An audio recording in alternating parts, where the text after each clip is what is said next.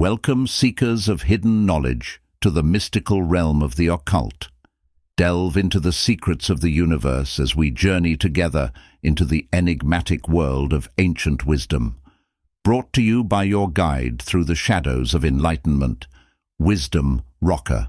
Uncover the mysteries, unlock the power, and journey with us as we explore the hidden depths within the pages of forgotten scrolls and ancient texts. Prepare to embark on a journey beyond the ordinary, where wisdom transcends time and knowledge is your greatest ally. Welcome to Wisdom Rocker. Prepare to awaken your inner sage. In this video, we will be uncovering the wisdom within the chapters of The Secret Teachings of All Ages. Manly P. Hall. Fishes, Insects, Animals, Reptiles, and Birds. Part 2.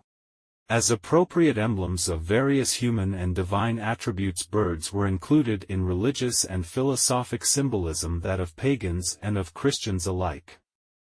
Cruelty was signified by the buzzard, courage by the eagle, self-sacrifice by the pelican, and pride by the peacock. The ability of birds to leave the earth and fly aloft toward the source of light has resulted in their being associated with aspiration, purity, and beauty.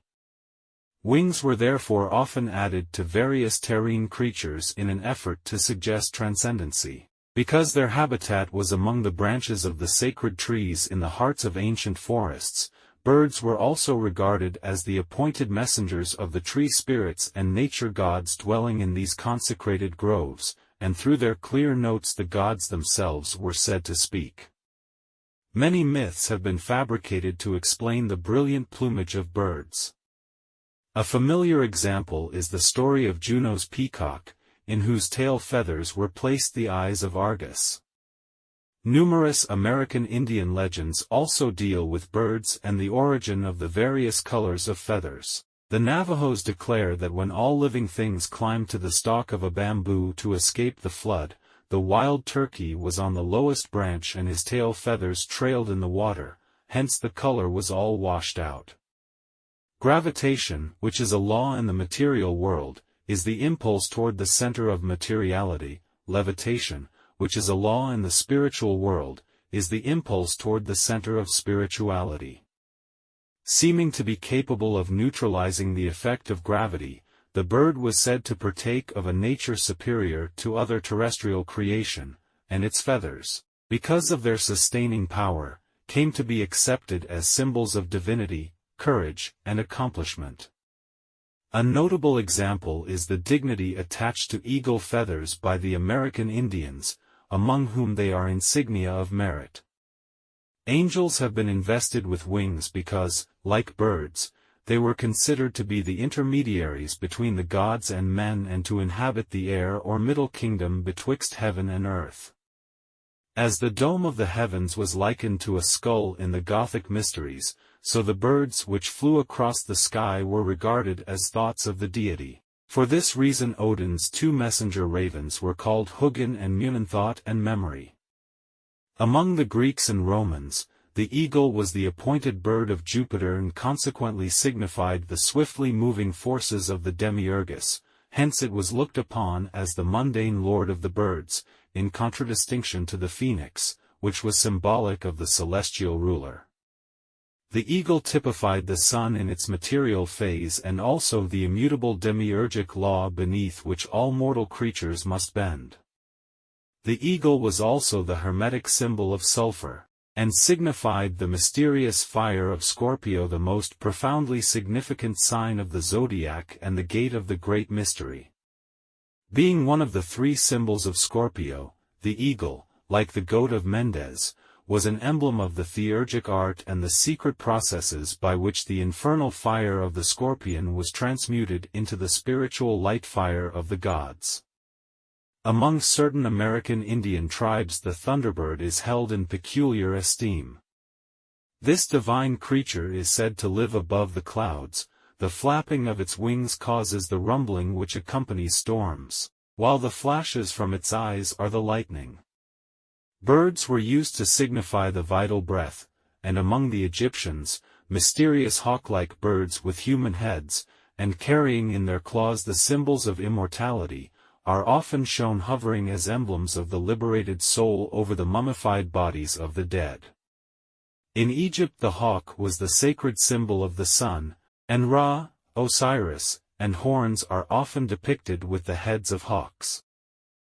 The cock, or rooster, was a symbol of Kashmala, Cadmilus, in the Samothracian mysteries, and is also a phallic symbol sacred to the sun. It was accepted by the Greeks as the emblem of Ares, Mars, and typified watchfulness and defense.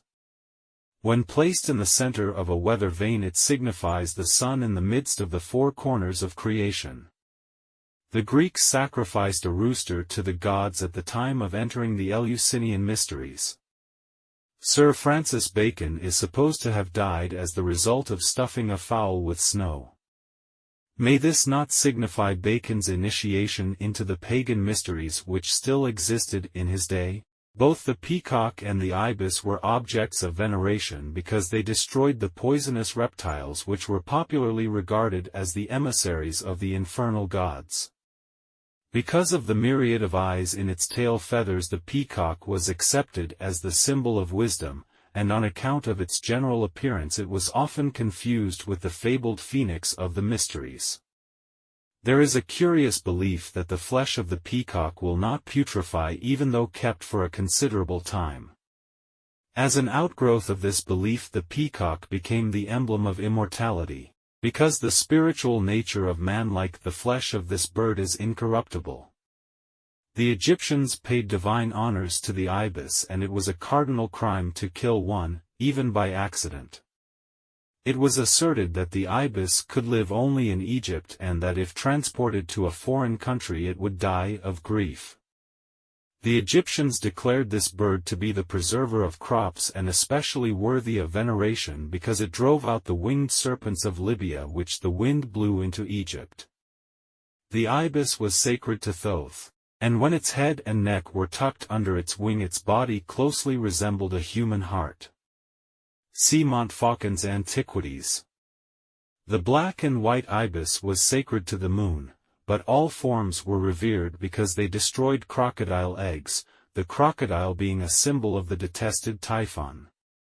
Nocturnal birds were appropriate symbols of both sorcery and the secret divine sciences, sorcery because black magic cannot function in the light of truth, day, and is powerful only when surrounded by ignorance, night, and the divine sciences because those possessing the arcana are able to see through the darkness of ignorance and materiality. Owls and bats were consequently often associated with either witchcraft or wisdom. The goose was an emblem of the first primitive substance or condition from which and within which the worlds were fashioned. In the mysteries, the universe was likened to an egg which the cosmic goose had laid in space. Because of its blackness, the crow was the symbol of chaos or the chaotic darkness preceding the light of creation. The grace and purity of the swan were emblematic of the spiritual grace and purity of the initiate. This bird also represented the mysteries which unfolded these qualities in humanity. This explains the allegories of the gods, the secret wisdom, incarnating in the body of a swan, the initiate.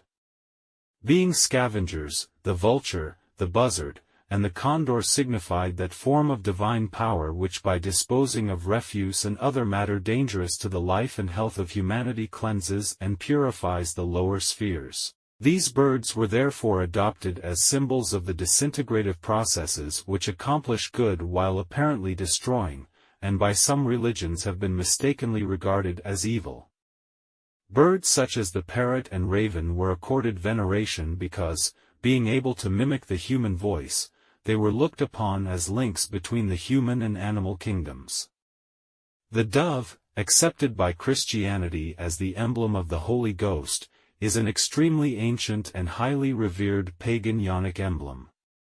In many of the ancient mysteries it represented the third person of the creative triad, or the fabricator of the world.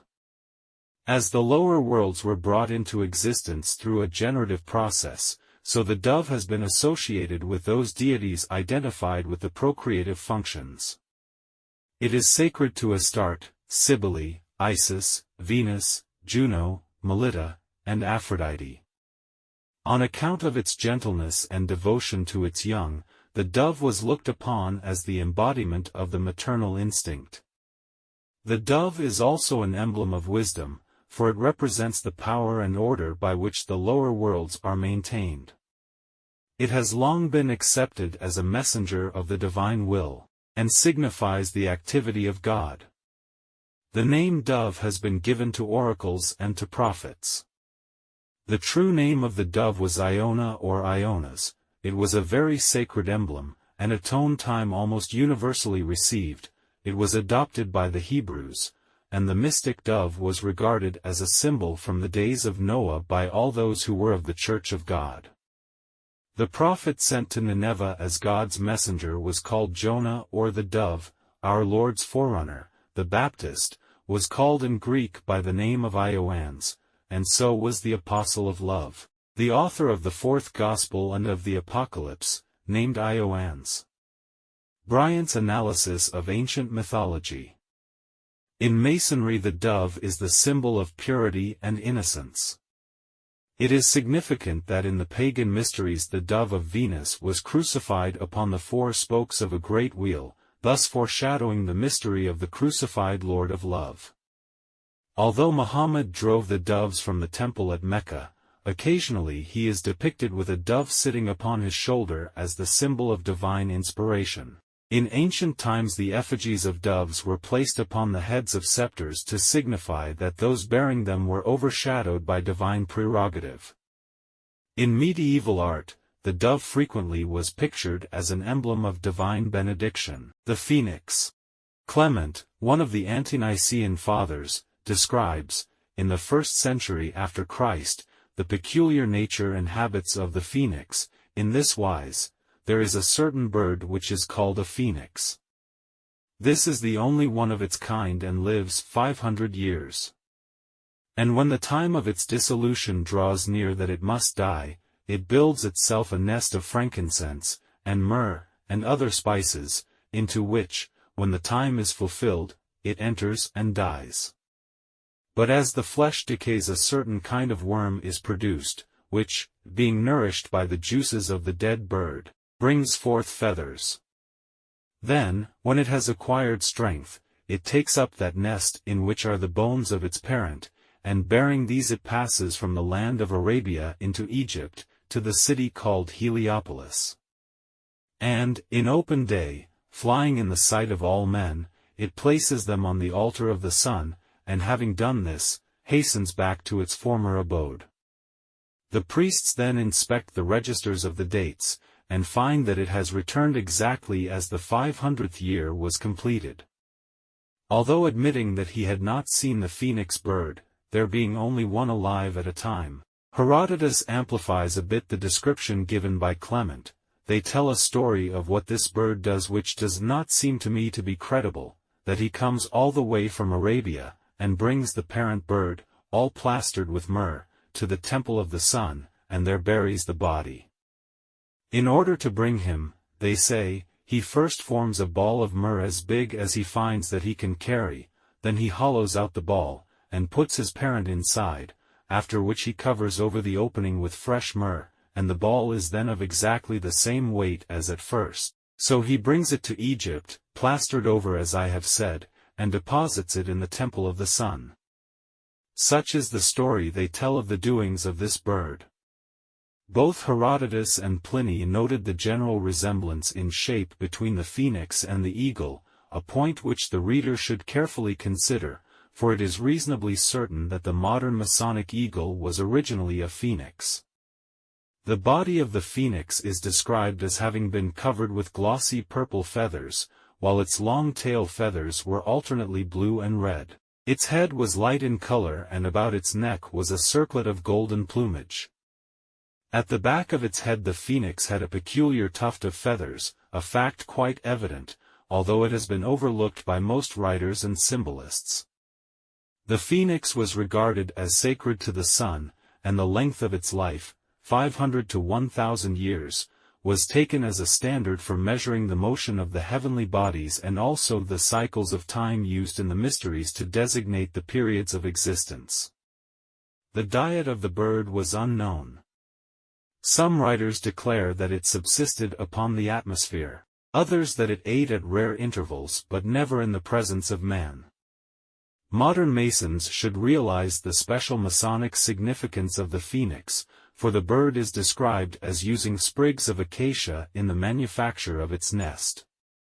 The phoenix, which is the mythological Persian roc, is also the name of a southern constellation, and therefore it has both an astronomical and an astrological significance. In all probability, the phoenix was the swan of the Greeks, the eagle of the Romans, and the peacock of the Far East. To the ancient mystics the phoenix was a most appropriate symbol of the immortality of the human soul, for just as the phoenix was reborn out of its own dead self 7 times 7, so again and again the spiritual nature of man rises triumphant from his dead physical body. Medieval Hermetists regarded the phoenix as a symbol of the accomplishment of alchemical transmutation, a process equivalent to human regeneration. The name phoenix was also given to one of the secret alchemical formula. The familiar pelican of the Rose-Croix degree, feeding its young from its own breast, is in reality a phoenix, a fact which can be confirmed by an examination of the head of the bird. The ungainly lower part of the pelican's beak is entirely missing, the head of the phoenix being far more like that of an eagle than of a pelican. In the mysteries it was customary to refer to initiates as phoenixes or men who had been born again, for just as physical birth gives man consciousness in the physical world, so the neophyte, after 9 degrees in the womb of the mysteries, was born into a consciousness of the spiritual world. This is the mystery of initiation to which Christ referred when he said, "Except a man be born again, he cannot see the kingdom of God." John 3:3. The phoenix is a fitting symbol of this spiritual truth. European mysticism was not dead at the time the United States of America was founded. The hand of the mysteries controlled in the establishment of the new government, for the signature of the mysteries may still be seen on the Great Seal of the United States of America. Careful analysis of the seal discloses a mass of occult and Masonic symbols, chief among them the so-called American eagle, a bird which Benjamin Franklin declared unworthy to be chosen as the emblem of a great, powerful, and progressive people. Here again only the student of symbolism can see through the subterfuge and realize that the American eagle upon the Great Seal is but a conventionalized phoenix, a fact plainly discernible from an examination of the original seal.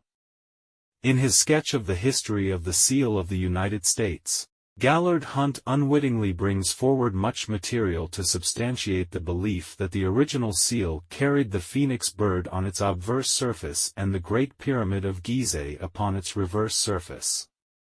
In a colored sketch submitted as a design for the Great Seal by William Barton in 1782, an actual phoenix appears sitting upon a nest of flames.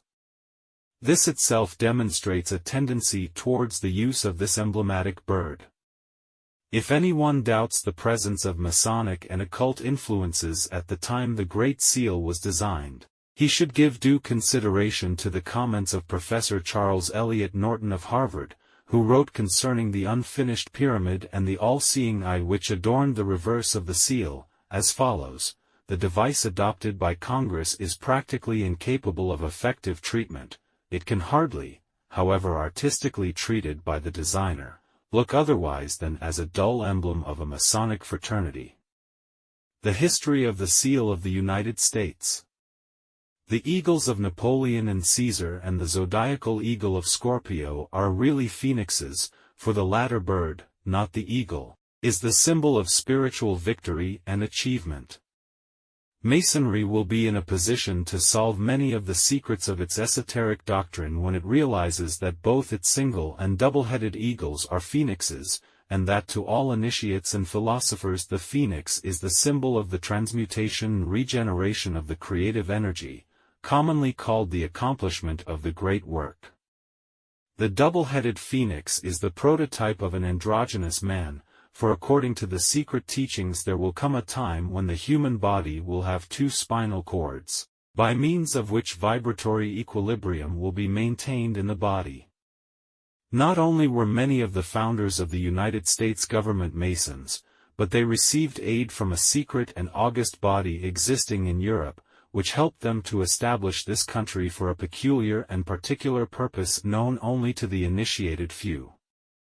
The Great Seal is the signature of this exalted body, unseen and for the most part unknown, and the unfinished pyramid upon its reverse side is a trestleboard setting forth symbolically the task to the accomplishment of which the United States government was dedicated from the day of its inception. Animals. The lion is the king of the animal family and, like the head of each kingdom, is sacred to the sun, whose rays are symbolized by the lion's shaggy mane. The allegories perpetuated by the mysteries, such as the one to the effect that the lion opens the secret book, signify that the solar power opens the seed pods, releasing the spiritual life within. There was also a curious belief among the ancients that the lion sleeps with his eyes open, and for this reason the animal was chosen as a symbol of vigilance. The figure of a lion placed on either side of doors and gateways is an emblem of divine guardianship. King Solomon was often symbolized as a lion. For ages the feline family has been regarded with peculiar veneration. In several of the mysteries, most notably the Egyptian, the priests wore the skins of lions, tigers, panthers, pumas, or leopards. Hercules and Samson, both solar symbols, slew the lion of the constellation of Leo and robed themselves in his skin, thus signifying that they represented the sun itself when at the summit of the celestial arch. At Bubastis in Egypt was the temple of the famous goddess Bast, the cat deity of the Ptolemies. The Egyptians paid homage to the cat, especially when its fur was of 3 shades or its eyes of different colors. To the priests the cat was symbolic of the magnetic forces of nature, and they surrounded themselves with these animals for the sake of the astral fire which emanated from their bodies. The cat was also a symbol of eternity, for when it sleeps it curls up into a ball with its head and tail touching.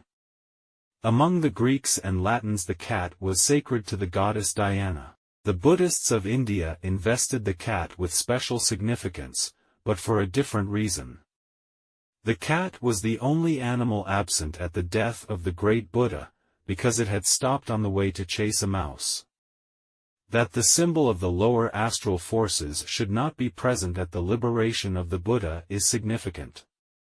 Regarding the cat, Herodotus says, "Whenever a fire breaks out, cats are agitated with a kind of divine motion, which they that keep them observe, neglecting the fire. The cats, however, in spite of their care, break from them, leaping even over the heads of their keepers to throw themselves into the fire." The Egyptians then make great mourning for their death. If a cat dies a natural death in a house, all they of that house shave their eyebrows. If a dog, they shave the head and all the body. They used to embalm their dead cats, and carry them to Bubastis to be interred in a sacred house. Montfaucon's Antiquities. The most important of all symbolic animals was the apis, or Egyptian bull of Memphis, which was regarded as the sacred vehicle for the transmigration of the soul of the god Osiris. It was declared that the apis was conceived by a bolt of lightning, and the ceremony attendant upon its selection and consecration was one of the most impressive in Egyptian ritualism. The apis had to be marked in a certain manner. Herodotus states that the bull must be black with a square white spot on his forehead, the form of an eagle, probably a vulture, on his back, a beetle upon, under, his tongue, and the hair of his tail lying 2 ways. Other writers declare that the sacred bull was marked with 29 sacred symbols, his body was spotted, and upon his right side was a white mark in the form of a crescent. After its sanctification the apis was kept in a stable adjacent to the temple and led in processionals through the streets of the city upon certain solemn occasions.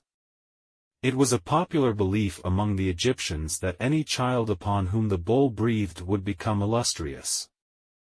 After reaching a certain age, 25 years, the Apis was taken either to the river Nile or to a sacred fountain, authorities differ on this point, and drowned, amidst the lamentations of the populace. The mourning and wailing for his death continued until the new Apis was found, when it was declared that Osiris had reincarnated, whereupon rejoicing took the place of grief.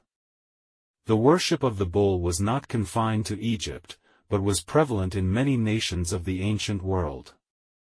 In India, Nandi, the sacred white bull of Shiva, is still the object of much veneration, and both the Persians and the Jews accepted the bull as an important religious symbol. The Assyrians, Phoenicians, Chaldeans, and even the Greeks reverenced this animal, and Jupiter turned himself into a white bull to abduct Europa. The bull was a powerful phallic emblem signifying the paternal creative power of the demiurgus. At his death he was frequently mummified and buried with the pomp and dignity of a god in a specially prepared sarcophagus. Excavations in the Serapeum at Memphis have uncovered the tombs of more than 60 of these sacred animals. As the sign rising over the horizon at the vernal equinox constitutes the starry body for the annual incarnation of the sun, the bull not only was the celestial symbol of the solar man but, because the vernal equinox took place in the constellation of Taurus, was called the breaker or opener of the year. For this reason in astronomical symbolism the bull is often shown breaking the annular egg with his horns. The Apis further signifies that the god-mind is incarnated in the body of a beast and therefore that the physical beast form is the sacred vehicle of divinity. Man's lower personality is the Apis in which Osiris incarnates. The result of the combination is the creation of Sorapis, Serapis, the material soul as ruler of the irrational material body and involved therein. After a certain period, which is determined by the square of 5, or 25 years, the body of the Apis is destroyed and the soul liberated by the water which drowns the material life. This was indicative of the washing away of the material nature by the baptismal waters of divine light and truth. The drowning of the Apis is the symbol of death, the resurrection of Osiris in the new bull is the symbol of eternal renovation. The white bull was also symbolically sacred as the appointed emblem of the initiates, signifying the spiritualized material bodies of both man and nature. When the vernal equinox no longer occurred in the sign of Taurus, the sun god incarnated in the constellation of Aries and the ram then became the vehicle of the solar power. Thus the sun rising in the sign of the celestial lamb triumphs over the symbolic serpent of darkness. The lamb is a familiar emblem of purity because of its gentleness and the whiteness of its wool. In many of the pagan mysteries it signified the universal Savior, and in Christianity it is the favorite symbol of Christ. Early church paintings show a lamb standing upon a little hill, and from its feet pour 4 streams of living water signifying the 4 Gospels. The blood of the lamb is the solar life pouring into the world through the sign of Aries. The goat is both a phallic symbol and also an emblem of courage or aspiration because of its sure-footedness and ability to scale the loftiest peaks. To the alchemists the goat's head was the symbol of sulfur. The practice among the ancient Jews of choosing a scapegoat upon which to heap the sins of mankind is merely an allegorical depiction of the Son Man who is the scapegoat of the world and upon whom are cast the sins of the 12 houses, tribes, of the celestial universe. Truth is the divine lamb worshipped throughout pagandom and slain for the sins of the world, and since the dawn of time the savior gods of all religions have been personifications of this truth. The golden fleece sought by Jason and his Argonauts is the celestial lamb, the spiritual and intellectual sun. The secret doctrine is also typified by the golden fleece, the wool of the divine life, the rays of the sun of truth. Suedos declares the golden fleece to have been in reality a book, written upon skin, which contained the formulae for the production of gold by means of chemistry. The mysteries were institutions erected for the transmutation of base ignorance into precious illumination. The dragon of ignorance was the terrible creature set to guard the golden fleece, and represents the darkness of the old year which battles with the sun at the time of its equinoctial passage. Deer were sacred in the Bakshik mysteries of the Greeks. The Bacchantes were often clothed in fawnskins. Deer were associated with the worship of the moon goddess, and the Bakshik orgies were usually conducted at night. The grace and speed of this animal caused it to be accepted as the proper symbol of aesthetic abandon. Deer were objects of veneration with many nations. In Japan, herds of them are still maintained in connection with the temples. The wolf is usually associated with the principle of evil, because of the mournful discordance of its howl and the viciousness of its nature. In Scandinavian mythology, the Fenris wolf was one of the sons of Loki, the infernal god of the fires. With the temple of Asgard in flames about them, the gods under the command of Odin fought their last great battle against the chaotic forces of evil. With frothing jowls the Fenris wolf devoured Odin, the father of the gods, and thus destroyed the Odinic universe. Here the Fenris wolf represents those mindless powers of nature that overthrew the primitive creation. The unicorn, or monoceros, was a most curious creation of the ancient initiates. It is described by Thomas Bormann as a beast, which though doubted of by many writers, yet is by others thus described: he has but one horn, and that an exceedingly rich one, growing out of the middle of his forehead. His head resembles an hart's, his feet an elephant's, his tail a boar's, and the rest of his body an horse's. The horn is about 1.5 feet in length. His voice is like the lowing of an ox. His mane and hair are of a yellowish color. His horn is as hard as iron, and as rough as any file, twisted or curled, like a flaming sword, very straight, sharp, and everywhere black, excepting the point. Great virtues are attributed to it, in expelling of poison and curing of several diseases. He is not a beast of prey. See Redgrove's Bygone Beliefs. While the unicorn is mentioned several times in Scripture, no proof has yet been discovered of its existence. There are a number of drinking horns in various museums presumably fashioned from its spike. It is reasonably certain, however, that these drinking vessels were really made either from the tusks of some large mammal or the horn of a rhinoceros. J. P. Lundy believes that the horn of the unicorn symbolizes the hem of salvation mentioned by St. Luke, which, pricking the hearts of men, turns them to a consideration of salvation through Christ. Medieval Christian mystics employed the unicorn as an emblem of Christ, and this creature must therefore signify the spiritual life in man. The single horn of the unicorn may represent the pineal gland, or third eye, which is the spiritual cognition center in the brain. The unicorn was adopted by the mysteries as a symbol of the illumined spiritual nature of the initiate, the horn with which it defends itself being the flaming sword of the spiritual doctrine against which nothing can prevail.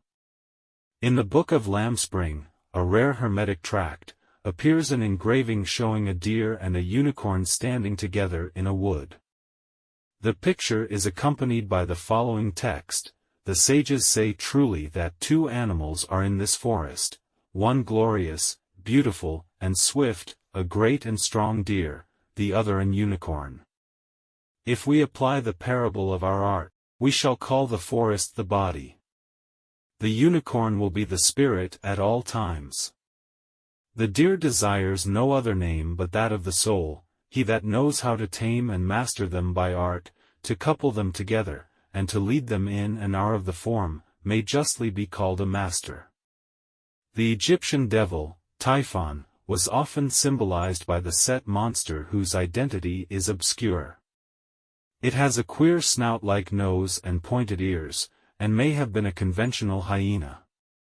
The Set monster lived in the sandstorms and wandered about the world promulgating evil. The Egyptians related the howling of the desert winds with the moaning cry of the hyena. Thus when in the depths of the night the hyena sent forth its doleful wail, it sounded like the last despairing cry of a lost soul in the clutches of Typhon. Among the duties of this evil creature was that of protecting the Egyptian dead against grave robbers. Among other symbols of Typhon was the hippopotamus, sacred to the god Mars because Mars was enthroned in the sign of Scorpio, the house of Typhon. The ass was also sacred to this Egyptian demon. Jesus riding into Jerusalem upon the back of an ass has the same significance as Hermes standing upon the prostrate form of Typhon. The early Christians were accused of worshipping the head of an ass. A most curious animal symbol is the hog or sow, sacred to Diana, and frequently employed in the mysteries as an emblem of the occult art. The wild boar which gored Hades shows the use of this animal in the mysteries. According to the mysteries, the monkey represents the condition of man before the rational soul entered into his constitution. Therefore it typifies the irrational man. By some the monkey is looked upon as a species not ensouled by the spiritual hierarchies, by others as a fallen state wherein man has been deprived of his divine nature through degeneracy. The ancients, though evolutionists, did not trace man's ascent through the monkey they considered as having separated itself from the main stem of progress. The monkey was occasionally employed as a symbol of learning. Cynocephaly, the dog-headed ape, was the Egyptian hieroglyphic symbol of writing, and was closely associated with Thoth. Cynocephaly is symbolic of the moon and Thoth of the planet Mercury. Because of the ancient belief that the moon followed Mercury about the heavens, the dog ape was described as the faithful companion of Thoth. The dog, because of its faithfulness, denotes the relationship which should exist between disciple and master or between the initiate and his god. The shepherd dog was a type of the priestcraft. The dog's ability to sense and follow unseen persons for miles symbolized the transcendental power by which the philosopher follows the thread of truth through the labyrinth of earthly error. The dog is also the symbol of Mercury. The dog star, Sirius or Sothis, was sacred to the Egyptians because it presaged the annual inundations of the Nile. As a beast of burden, the horse was the symbol of the body of man forced to sustain the weight of his spiritual constitution. Conversely, it also typified the spiritual nature of man forced to maintain the burden of the material personality. Chiron, the centaur, mentor of Achilles, represents the primitive creation which was the progenitor and instructor of mankind, as described by Berossus. The winged horse and the magic carpet both symbolize the secret doctrine and the spiritualized body of man. The wooden horse of Troy, secreting an army for the capture of the city, represents man's body concealing within it those infinite potentialities which will later come forth and conquer his environment. Again, like Noah's Ark, it represents the spiritual nature of man as containing a host of latent potentialities which subsequently become active. The siege of Troy is a symbolic account of the abduction of the human soul, Helena, by the personality, Paris, and its final redemption, through persevering struggle, by the secret doctrine, the Greek army under the command of Agamemnon.